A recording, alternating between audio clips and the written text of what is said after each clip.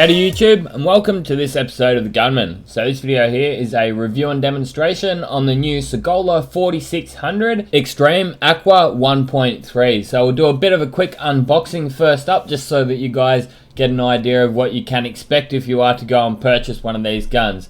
So this gun here is the digital version. As you can see there, you've got the digital readout on the inside of the handle of the gun there. So you can see there the air cap is the Aqua, and it's got a 1.3mm. If you pull that air cap off, you'll actually be able to read printed into the side of it. It will say the size of the fluid tip, so make sure you do get the right one when you are to unbox your gun. It's actually not that uncommon that you will get the wrong size fluid tip in the box. I mean, it's fairly rare, but it still does happen. So yeah, make sure you keep an eye out for that and make sure you do get the right size setup. Sometimes when you go through certain distributors, they'll actually open the box up before you get it. So don't freak out if the box has been opened.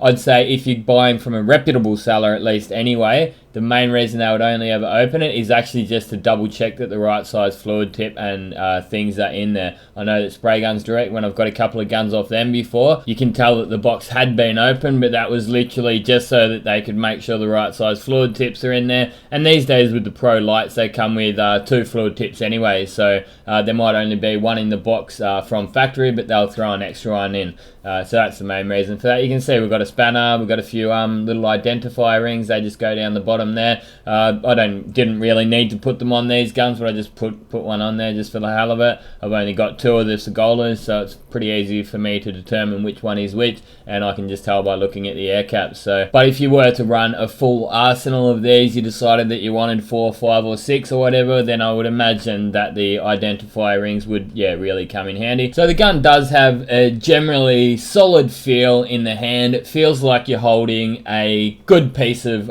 equipment in your hands. It doesn't feel like you got a cheap gun in your hands, and it's not a cheap gun. I wouldn't say it's an overly expensive gun. One thing I can tell you guys is that this is coming straight from the head of Sagola, because they actually sent the gun out themselves. So I asked them, I said, well, what's the price going to be for the new Sagola, the 4600? And they said it's going to be the same as the 4500. So if you do go to buy one and the price is way higher than the 4500, have a speak to your distributor and tell them that you know that they get them for the same price as the 4500, so stop being greedy. I know you can do a better price than that. Anyway, we're in the booth now. I'm ready to start spraying. So it's a pretty basic setup for base coat. I've got the fan fully wound right open. I've got the fluid set to 4 turns out, so wind it right in and come out 4 turns. And I've got the pressure set to 1.5 bar. I must say I really do actually like the pressure adjustment, that little extra piece that I put down the bottom of the gun.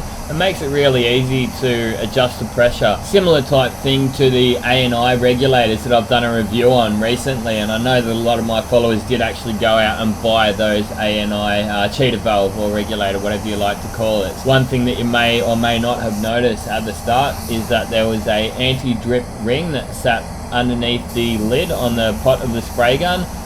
It was one of the first things I pulled off this gun, especially the base coat gun. So I actually left it on the clear coat gun because it's something that could come in handy. But when I'm doing color matching, I like to tip the paint back out the top of the pot and then tip it over the paint stirring stick, and it'll actually give me a indication of what the color is going to look like if I've gone enough, if I've done enough of a change, you know. So I might have a look at it and then say, no, I need a little bit more of this tinter or that tinter, tip it over the stick again. And what can end up happening is, being that you're tipping paint out so many times out the lid, it can just end up building up around that anti-drip ring. So I just decided to pull it off. So if you do get one of these guns and you're using it for base coat, you've got the option of pulling that ring off if you find it's just an extra thing, an extra sort of corner for paint to start building up in. I do leave it on my clear coat gun because I would imagine paint drip is a bit more of a major deal in your clear coat anyway. If I was to get a gun drip on my base coat, you'd be able to fix it without too much of an issue. Once you've got it in your clear, it's there, and it's your base coat dries a lot quicker, so you'd be able to wipe most of it off let that base coat dry, give it a scuff back, a little bit more base coat, and off you go. But if you get it in your clear coat, yeah, it's a bit more of a drama. Plus, it's a fairly rare occurrence to actually get pot drips anyway, most of the time. As long as you kept those threads on the lid clean, you're not really going to go and get major pot drips. One negative thing I will have to say about both of the new Sagola 4600s that I've got is that the gun filter, the tiny little gun filter that you even get inside the kit, it doesn't actually fit in the gun properly. Like, it doesn't fit into the base of the pot, which is where I usually put mine on the DeVilbiss, and it doesn't even fit into the neck of the gun itself properly. So basically the filter itself is just a little bit too small, and it's just going to be floating around. So what happened to me one day is I was cleaning my gun out, and I always back pressure my gun by putting my finger over the end of the gun and just blast that passageway clean. And then I had the gun filter just floating around in my pot. I then took my thinners out, and next thing you know, the gun filter went down into the recycled thinners drum. So yeah, again, it's not going to be an issue if you're using RPS, PPS, or any disposable pot systems, because they've usually got their own filter in them. But yeah, it probably won't even really be a big issue with this gun and a pot, because you've always got your standard filter. But as I say, I always do like that last line of defense, just in case. So these guns run no seals in them, so the entire gun is just metal on metal technology. I've had one or two people say that it was a big mistake of Sagola's, and I actually asked Enrique from Sagola himself, and I said, well, what's your take on the metal on metal technology? He said that it's great and it's sort of a leading technology. Obviously he would, but yeah, I'm interested to see any Sagola 4500 users. Have you had that technology backfire on you? Has your gun started leaking over time? I'm not a long-term Sagola user. All I can go by is the 2 weeks that I've actually been using these Sagolas for. I've been using them for just about every job for the last couple of weeks, and I've been quite impressed with both of them.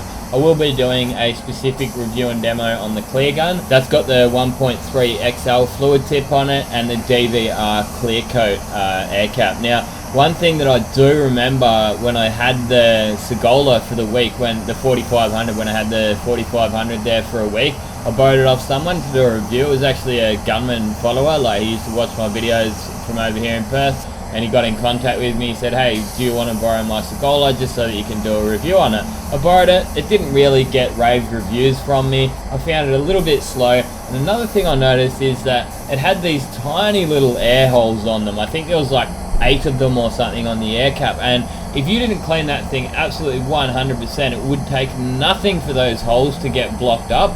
And yeah, you go and plug your gun in next time and it just doesn't work. So what I ended up finding, you're just easier off just dunking that cap into the pot and leaving a bit of thinners in there, so it's going to be soaking, so that next time you go to use it, it's going to work. But the 2 Sagolas that I've got now, so the DVR Clear and the DVR Aqua, which is this one, they don't have those tiny air holes on it, so that's a massive improvement.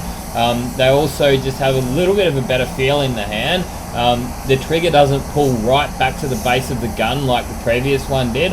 I found that my fingers would actually get pinched in between the gun and the trigger, and that was just a really irritating thing. I never really ever noticed it until a guy I work with told me about it, and then after that I'm like, no, I hate these guns. So yeah, I probably won't be going back to a 4500. I personally wouldn't buy one. No offense to Sagola, I'm sure they're good guns in many ways, but yeah, they just didn't work with me. But yeah, the 4600, I haven't got much bad to say about them. These things are going to be on the market, I think, early 2017 or maybe very late 2016 if you're lucky. They said that they're going to be shipping them out to their distributors in December 2016, so probably later on this month. So the available tip sizes on this gun are 1.2, 1.2 XL, 1.3, 1.3 XL, and 1.4. The air caps available are Aqua, Clear, Titania, and HVLP. I'm yet to use the HVLP or Titania, but I may be able to see if I can get my hands on one in the future. As far as the compatibility with the 4500 Xtreme, some parts are the same, but the main parts that sort of drive the spray gun, basically, I guess, will be different. So the nozzle, the needle, the air valve, the regulators, they're all 4600 specific. So look, I think I've covered most of the important parts about the gun. If there are any questions, I'll always do my best to get back to you guys, but hey, I can't answer all questions. There is only one of me, and I do apologize if I can't get back to your questions, but don't be afraid to leave one down there. You never know, someone else might jump in and have exactly the answer that you needed. So I guess we'll leave it at that. You'll be left with a little bit of footage of me sanding a little bit of an imperfection out of my base coat, and I'll put some tunes on in the background. I don't actually have an ending for this video because I missed the car as it went out. I was busy in the booth painting one of the next jobs, and the guys were out there washing and detailing it, and I just missed it by the time I went home. So sorry about that, but I'm sure you'll all forgive me. So kick back, watch me put these last couple of coats of base coat on. Thanks for watching, and this has been another Gunman production.